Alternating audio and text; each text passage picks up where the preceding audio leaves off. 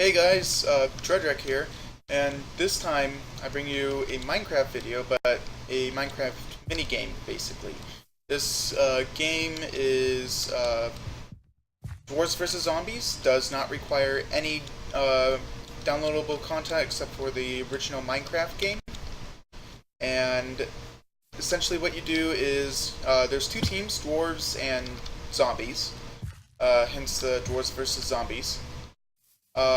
What you do is the dwarves have to survive the keep. They build their own keep and have to survive in it as long as they can. It's actually pretty fun. Right now there's only 3 people, including me. So I won't be playing any in this video. In this video I'll just explain the different classes and what you can do with your gold and what the sword does. Oh, don't mind him. That's Visitor. He's a gnome. That's what the sword does. So, like I said before, you do not need any downloadable content. Just when you come in, say yes to downloading the textures for this. It's that simple. You don't need to go to any website to do it, etc. So you can get titles. That's only if you buy the titles. I do not have any titles. This is where you get your hats. Since I had a previous account before they moved to this server, I got that, I believe. Don't quote me on everything. I'll leave the link in the description to the person who made this game, and to the website where you can find the UL. So over here is where you get your gold. Each week you get a huge bonus of gold for playing one game. It costs a lot of gold. The gold is used for customizing your own classes. So up here is where your current loadout is. Down here is your available points. There are, I believe, if I can get to the right page, yep, about 5 different classes that you can play. I'm not counting the squires because that's basically if you want to be a monster, you just choose that, and then you become a monster once the monsters are spawned. So you got your warrior class. Basically, you don't have to worry about healing. It automatically heals you as long as you have your health potion on you. That's basically it. You get no other special perks except for right-clicking your sword allows you to leap and insta-kill things when you're in leap mode. And every time you kill something with the sword, you become procced, which is actually quite nice because you can chain that proc. The proc lasts about 3 seconds. With the Warhammer, you do a AoE damage around you. Typically, you want to use this for AIs if you feel like you're getting hammered down by AIs. And right-clicking this will allow you to meditate to regain your armor and mana, which is really handy. However, you have to worry about healing because they don't automatically heal like the warrior. So you got to be careful about that. They changed the ranger class a bit more, but typically you have the elven sword, which makes you move extremely quickly, and you poison them. The poison will eventually kill the monster. It might take 5 minutes, though, so not very useful in close combat. However, you do be able to leap down from high areas, and you have the most powerful bow in the game, by far, besides Bruce's bow, and the Sin's gun thing. Except for the heroes, let's just say that, except for the heroes.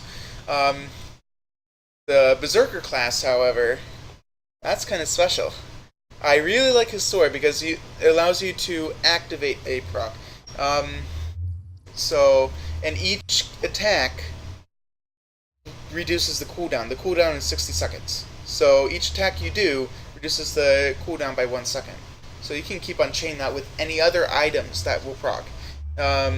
However, you do move quickly, but you have a very, very low armor. so you can take damage a lot quicker.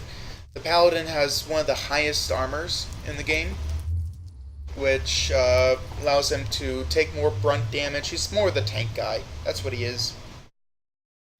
And then you have the Paladin class. Well, what I can't really. Right, what is this?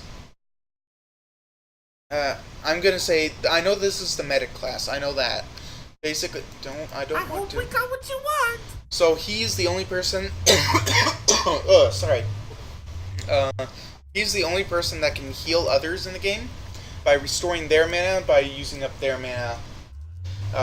So he can also repair armor if there is no armor in the shrine, gold in the shrine. So he comes in very useful. However, they are weak. They can give procs to other people by shooting dwarves with their bow. Or monsters in the vicinity. It's weird. It's worded weirdly. And then you have your squire, which is if you want to become zombie, just do that. Down here you have the points. Let's go over the weapons. So this is the warrior weapon. Like it says here. Each loadout contains a certain amount. So this one, oops, did not mean to do that. I hope we got what you want. So the power is how much damage they deal. So it only deals 15, but is quite nice. It's a melee weapon, of course. You can only have one melee weapon. You can't switch. It, every one of these, a few of these, use 24 points. You can have up to 64. I highly suggest you max it out. What I usually take is the Axe of Malice, along with the Dragon Skin Bow, because the Dragon Skin Bow procs you for 2 seconds, giving you more cooldown. The Warp Weaver Bow is kind of weird. I got stuck in the wall using that once. I use the Holy Ale, which gives you 6 additional absorption charts. This is also on the Paladin. So right now we're a mix of the Warrior, the Berserker, and the Paladin. But more the Paladin since we have the Rune Blessed armor. So now we're left with 8, and I take these. It gives me 4 wiggly wrenches. However, I won't be using them that often because typically you don't really need them. So I might just replace that to get this, which will... the Paladins have these. They're basically one-shot, one-kills swords that can kill anything. Anything in the game. Oh, I don't want this. How do you... Don't look at his eyes. And over here you can have Avenge. Might actually... I'll get Avenge instead because it's actually quite nice. Do I have enough gold for it? No, I don't. What do you need? Avenge allows you to kill, go on a berserking rage for 10 seconds whenever a dwarf dies. Basically, you'll be berserking non-stop for the first 5-6 minutes because a lot of people die right off the bat. Dark Vision is pretty useful if you like to go out there and just attack and just stay out there for long periods of time, but I usually don't. I stay near the shrine and defend it. Safe Fall just allows you to take a lot of damage.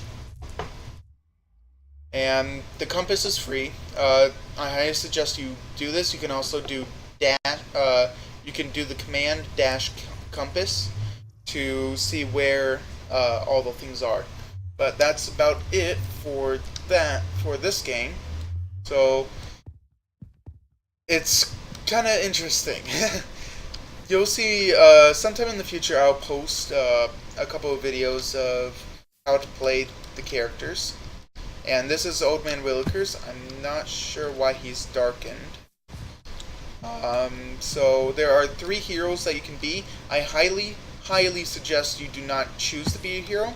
You can choose to be a hero by right-clicking this. So now I will not be a hero, but now I will be a hero. That's how you toggle it on and off. You gotta do that before game. The three heroes are Bruce Willikers, which is him right here. He basically one-shots with his sword and can one-shot golems and almost any creature, any monster. Orcs cannot be one-shot by normal dwarves, but he can one-shot them. That's basically what I mean. The Paladin, Roman the Paladin, he has a flamethrower. He deals massive damage whenever using it. It recharges on its own. I believe whenever he heals, he heals nearby dwarves. And he also has a really high damage sledgehammer, basically. And then there's Nisovin, who just casts spells. That's all he does. And he does pretty powerful lightning bolts, and if you press shift with him, you go flying. Literally. Flying. It's his rocket boots. So be careful whenever building something, because you can kill yourself if you go off the edge. Unfortunately, there's only us three, so no game today. Maybe in the future. That's it. This is episode 0. Hope this will help you if you want to play the game. Everything that the link in this will be in the description, along with the person who made this, etc., etc., etc. Thank you. Please enjoy Dwarves versus Zombies.